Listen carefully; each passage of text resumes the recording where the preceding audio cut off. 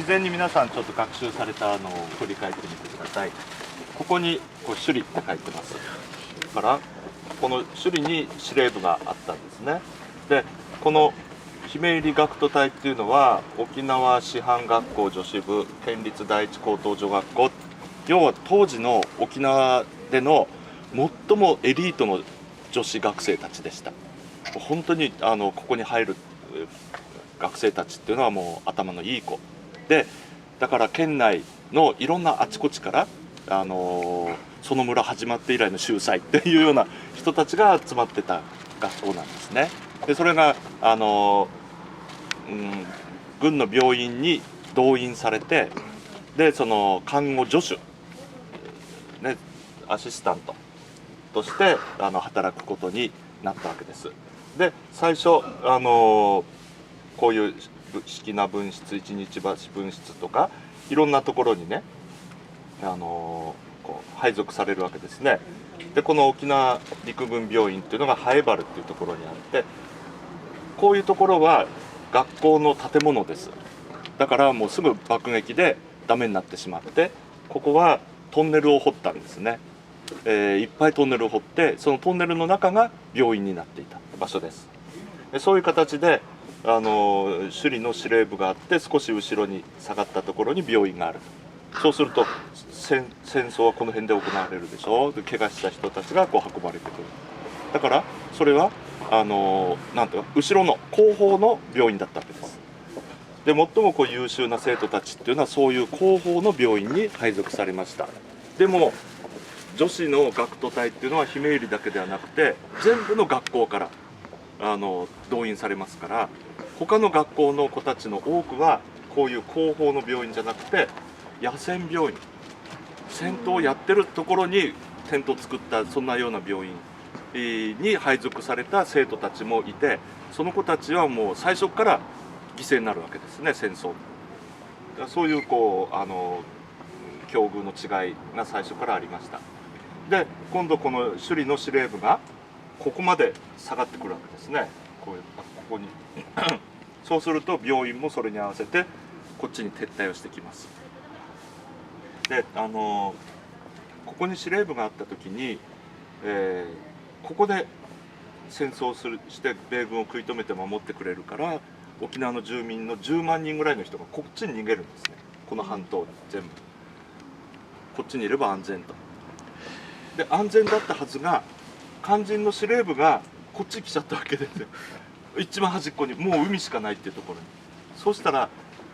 軍隊の後ろにいた10万人の人たちがいるところが戦争の場所になってしまう。そこが戦場になっちゃった。ですからこの首里の司令部が5月の27日にこっちに移ってきます。そして6月23日に一応慰霊の日ということで軍としての戦争は、そこでもう終わるんですけれど、その1ヶ月の間にここで大勢の人が亡くなる。沖縄戦で亡くなった住民の犠牲者のうちの8割 80% がこの1ヶ月で亡くなってます。だから司令部がねこう下がってくることがなければその人たちは死なずに済んだ人た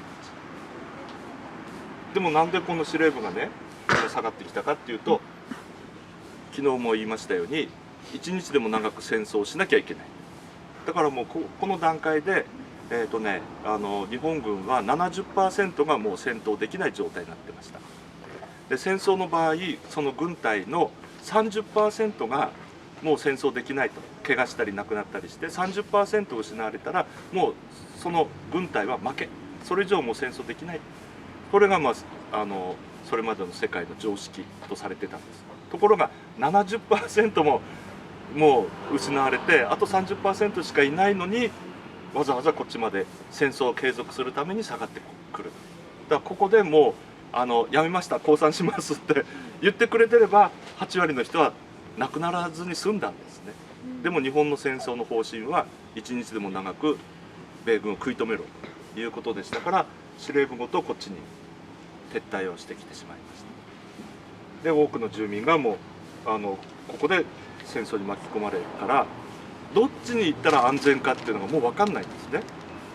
だからこっちへ逃げる人、こっちから逃げてくる人がお互い戦場でこうすれ違っていく。もう後ろが危ないと言って来る人が戦場でこうすれ違ったりっていうのはいっぱいあった。だからもうどっちに逃げたら安全っていうのはない、そういう状態だったようです。でこの病院も撤退する時に、ここはそのさっき言ったトンネルの病院です。500人以上の歩けない負傷兵たちもいました。で撤退するにあたって連れて行ってもらえるのは自分で歩ける人だけだから、自分で歩けない人はもう全部ここに残されるわけです。で残された人はどうなったかって言ったら、ほとんどが自殺を強いられる、青酸カリの入ったミルクを飲まされて全部ここで殺されてしまう、そういうようなことをやったんですね。だから軍隊、日本の軍隊は住民の命を大事にしなかっただけではなくて、仲間の兵士たちの命をも大事にしていなかった。もう歩けて戦える人だけが価値があるみたいな、そういう考え方だったと思います。でそれに合わせて病院もこっちに移ってきて、あちこちのその洞窟ガマにそれぞれ分かれて病室ができました。でこれ第1第2第3外科ってあって、最初病院ができた時は外科と内科と伝染病科って3つの科があったんです。でももう内科と伝染病科っていうのは戦争が激しくなっていったらほとんどもう意味がなくなってしまうので、全部外科になるんですね。それで第1第2第3っていう3つの外科になりました。でここがですね、この第3外科号があるところ、あそこの慰霊碑が立ってますが、あそこが第3外科号です。その上にあれが立ってます。で第3外科号はこう垂直に降りて中洞窟になってるんですね。だからはしごというか板を立てかけて、そこに桟をつけてはしごのようにして上り下りしてたって言います。で周りはね、ここ戦争当時はものすごい松の林だったんですって。だから上から見てもあんまり洞窟があるって分かんないぐらいにここは森だったって言ってます。でそんなのもね全部もうきれいにさっぱりなくなってしまいましたけど、それで6月18日になってこの解散命令って出るんですね。もうすぐ辺りには米兵がいっぱいいる中で解散って言われたんです。だからそれまでね、ひめゆり学徒の人たちはどんなに戦闘が激しくても軍隊と一緒だっていう安心感があった。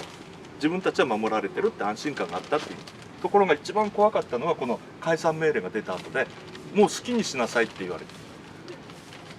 だからあとはもう自力で何とかしなければいけない。だからいろんなところで脱出してなんとか逃げ延びた人もいれば、見つかって殺された人もいるし、もう逃げられないと分かって自決した